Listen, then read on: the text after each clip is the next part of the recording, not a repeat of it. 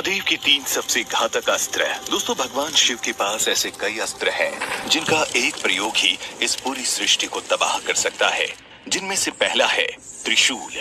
दोस्तों, भगवान महादेव के हाथ में ये त्रिशूल 3 गुणों सत्व, रज एवं तम गुणों को दिखाता है और साथ ही ये उस शक्ति का भी प्रतीक है जो मानव शरीर और मस्तिष्क में मौजूद नकारात्मक ऊर्जा को समाप्त कर देता है। आपने ध्यान दिया हो तो मानव शरीर में एक स्थान पर 3 नाड़ियां मिलती हैं जो त्रिशूल की आकृति की तरह ही दिखाई पड़ती है।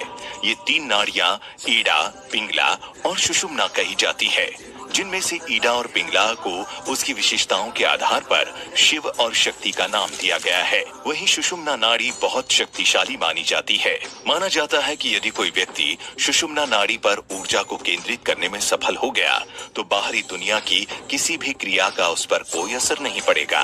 धनुष पिनाक। आपको बता दें कि धनुष पिनाक का निर्माण स्वयं शिव जी ने ही किया था।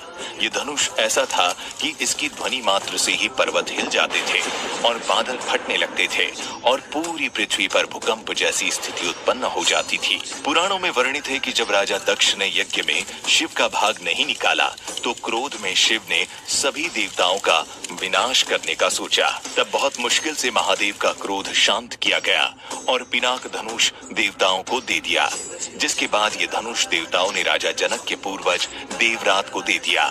ऐसा कहा जाता है कि शिव जी के अलावा ये धनुष कोई और नहीं उठा सकता था, जिसके बाद राजा जनक ने इसे शिव की धरोहर समझकर सुरक्षित रूप से रख दिया। पाशुपतास्त्र। शिव जी का सबसे प्रमुख, सबसे प्रिय और सबसे विध्वंसक अस्त्र है पाशुपतास्त्र।